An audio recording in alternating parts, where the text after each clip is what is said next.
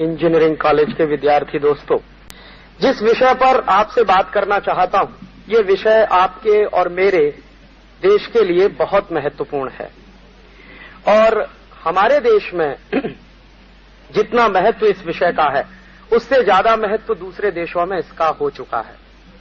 मैं आपको एक जानकारी देना चाहता हूं कि दुनिया में जो सेंट्रल यूरोप के देश हैं, मध्य यूरोप जिसको कहते हैं, जैसे फ्रांस है, जर्मनी है, वगैरह वगैरह, और उसके साथ साथ हमारा एशिया का देश जापान भी है, इन सब देशों में कुछ समानताएं हैं।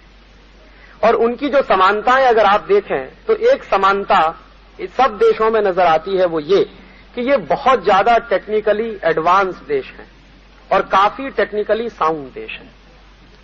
सेंट्रल यूरोप के और खासकर हमारे एशिया में चीन और जापान, तो ये सारे के सारे देश इतने ज्यादा अच्छे मजबूती के देश बने हैं, इसके पीछे कुछ कारण है, कुछ उनकी खासियत है।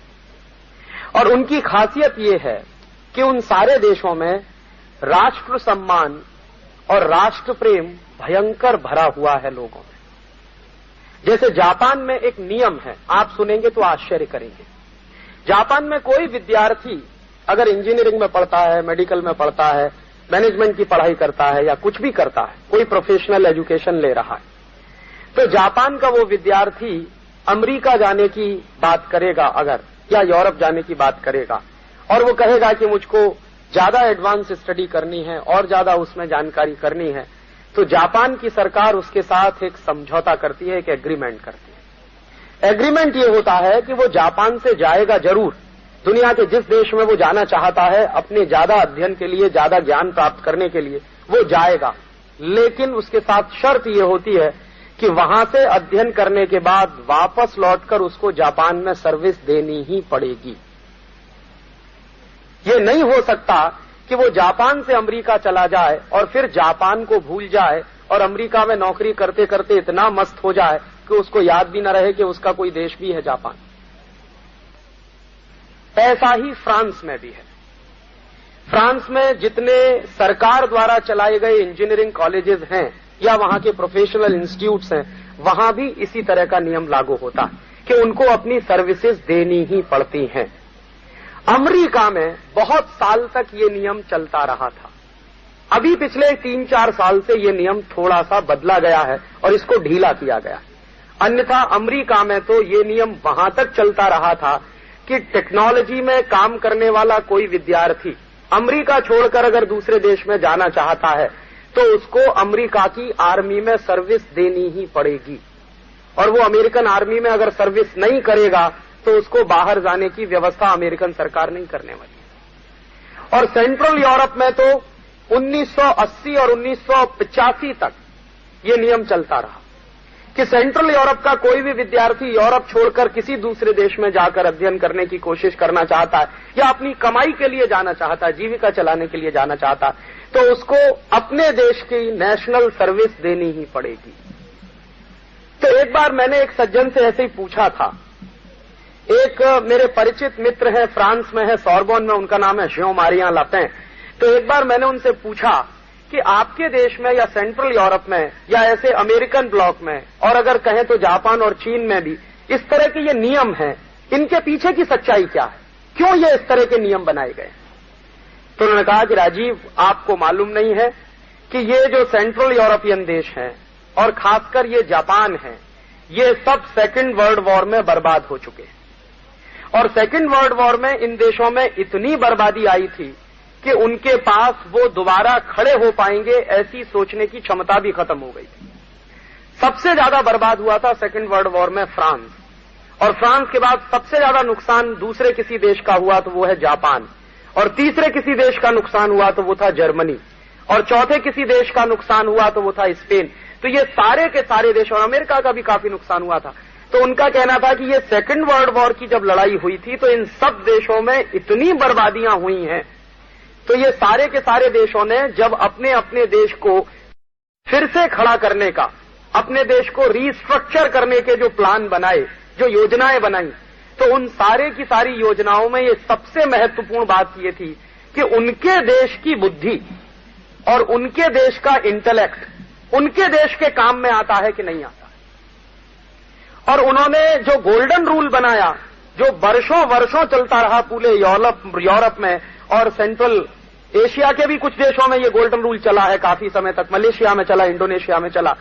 तो वो गोल्डन रूल यही था कि हमारे पास अगर इंटेलेक्ट सरप्लस में होगा तब हम उसको बाहर भेजने की बात सोचेंगे, जब तक हमारी अपनी जरूरत का होगा तब तक उसको नेशनल सर्विसेज देनी ही पड़ेंगी। और मैं आपको एक सॉलिड एग्जांपल देना चाहता हूं। इस समय अमेरिकन प्रेसिडेंट है बिल क्लिंटन। ये अपने स्टूडेंट लाइफ में मैनेजमेंट के स्टूडेंट रहे और मैनेजमेंट के स्टूडेंट रहने के साथ साथ बिल क्लिंटन जिस समय पढ़ते थे तो इनके मन में बहुत बड़ा सपना रहा कि ये फ्रांस में जाएं, जर्मनी में जाएं और वहां पर कुछ ज्यादा पढ़कर या वहां कुछ ज्यादा कमाई करें।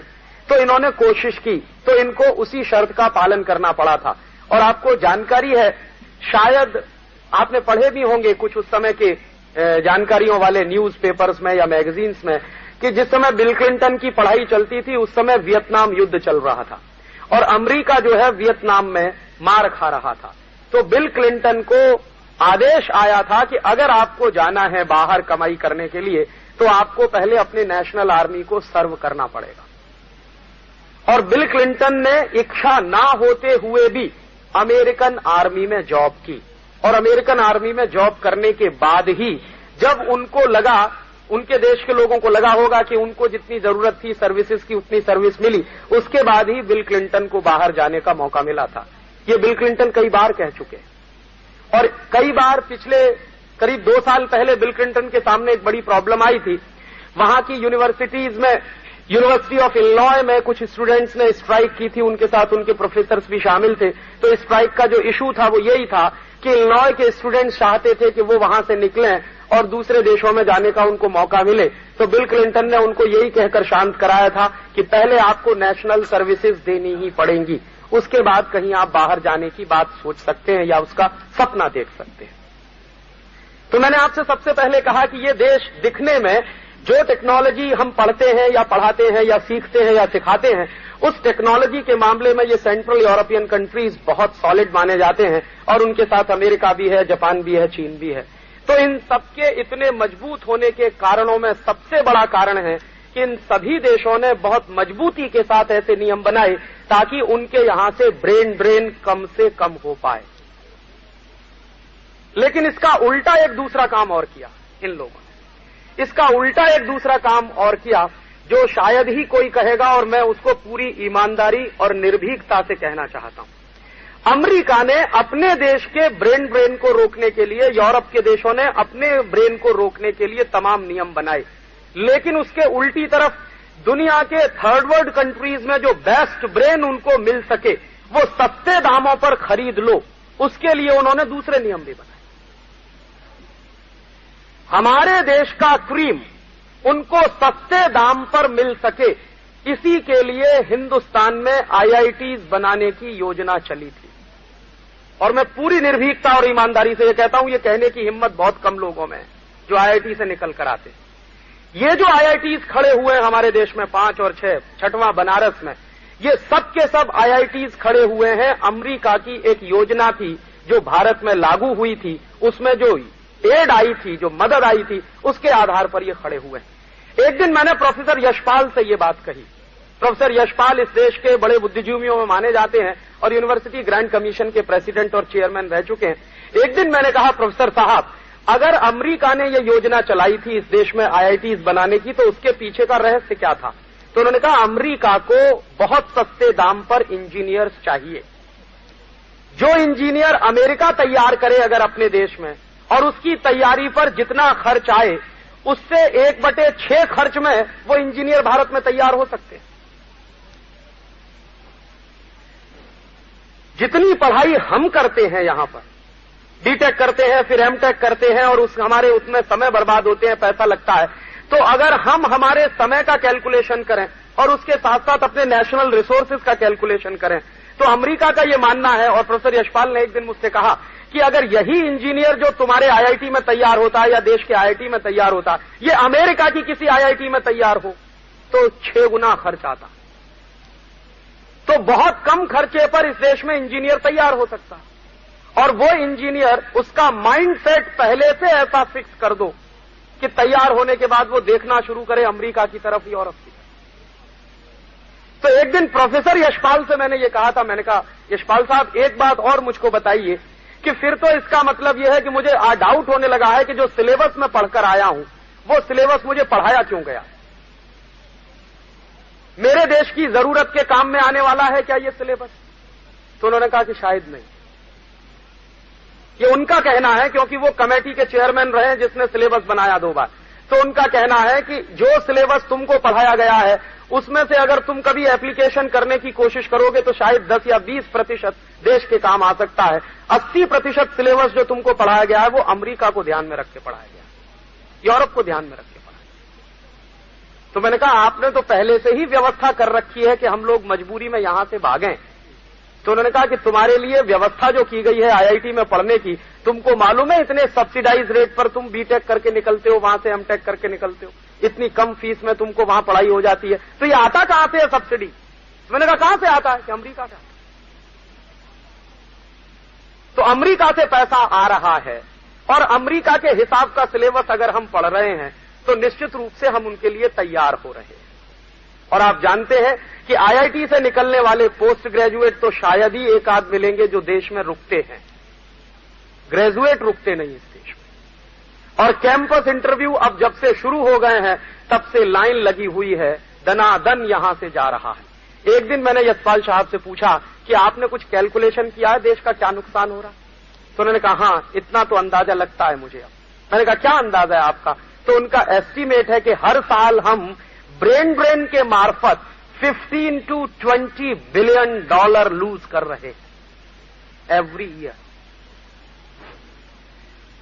तो हर साल हम 15 से 20 अरब डॉलर का नुकसान करते हैं जब इस देश का इंजीनियर, इस देश का डॉक्टर, इस देश का प्रोफेशनल मैनेजमेंट का या इस देश का सॉफ्टवेयर का, कंप्यूटर का इंजीनियर देश के बाहर चला जाता है और अमेरिकन इकोनॉमी में खप जाता है। और दूसरी बात मुझे भी समझ में आई, जिन दिनों मैं यूरोप में घूमता था कुछ अमेरिकन ब्लॉक की खबरें भी अंदाजा लगना शुरू हुआ था और काफी मैगजीन्स में वहां की मंगाता रहता हूं ये जानने के लिए। हुआ यह है कि पिछले 15-20 साल में अमेरिकन इंटेलेक्ट में बहुत कमी आई है और उसके कई कारण हैं। उसका सबसे बड़ा कारण वहां के सोशल रिएक्शंस हैं। तो अमेरिकन इंटेलेक्ट बहुत कम हुआ है पिछले 15-20 साल। और आपको आश्चर्य होगा कि पिछले 20 साल से अमेरिकन यूनिवर्सिटीज में जो टॉपर्स निकले हैं वो सब नॉन अमेरिकन, या तो वो एशियंस हैं या तो वो लैटिन अमेरिकन हैं। यूरोपियंस लोग भी नहीं है वहां के टॉपर की लिस्ट में। तो एशियंस लोग वहां टॉप कर रहे हैं या लैटिन अमेरिकन टॉप कर रहे हैं। और पिछले 20 साल से चूंकि अमेरिकन इंटेलेक्ट में बहुत कमी आई है और पिछले 20 साल से अमेरिका में जो टेक्नोलॉजी का काम करने वाले और टेक्नोलॉजी की पढ़ाई पढ़ने वाले स्टूडेंट्स हैं उनमें ड्रॉप आउट परसेंटेज बहुत तेजी से बढ़ गया।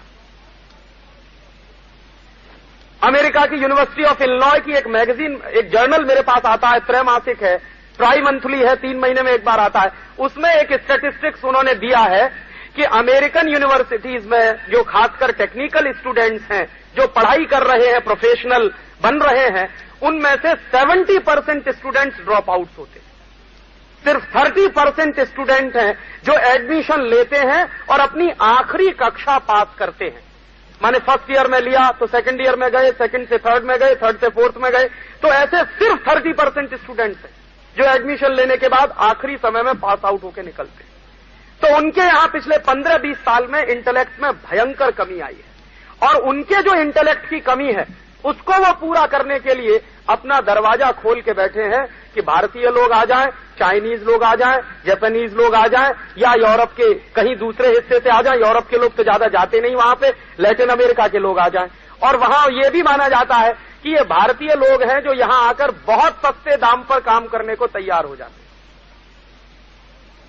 उनका इंजीनियर जितनी तनख्वाह मांगेगा उससे 1/3 तनख्वाह में यहां का आदमी काम करने को तैयार हो जाता है, क्योंकि उसने डॉलर देखा नहीं कभी जीवन में।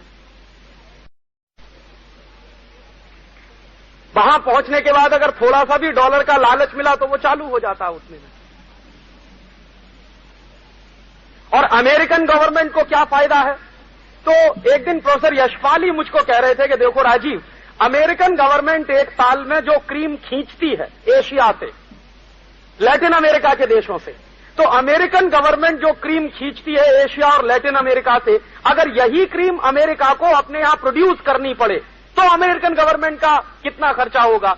तो उनका कहना है on an average American government का एक साल में 150 से 200 बिलियन डॉलर का खर्च होगा, जो उनको बहुत सस्ते दाम पर मिल जाता है। तो हम लोग हैं दोस्तों, पढ़ते यहां हैं, मेहनत यहां करते हैं, खाते यहां की हैं, और जो भी तकलीफ होते हैं वो यही है, और बजाते हैं फिर जाके अमेरिका की, बजाते हैं यूरोप। और आपको जानकर ये आश्चर्य होगा, कभी गर्व भी हो सकता है, लेकिन मुझे आश्चर्य होता है, मैसाचुसेट इंस्टीट्यूट जो है MIT, तो मैसाचुसेट इंस्टीट्यूट में 60% साइंटिस्ट एशियन है जो बेसिक रिसर्च के काम में लगे, 60%। और उसके बावजूद क्या होता है? उसके बावजूद यह होता है कि हम लोग बड़े फक्र से चले तो जाते हैं अमेरिका, लेकिन वहां जाने के बाद आपको मालूम नहीं कि हमेशा आपको सेकंड और थर्ड ग्रेड सिटीजन ही ट्रीट किया जाता है।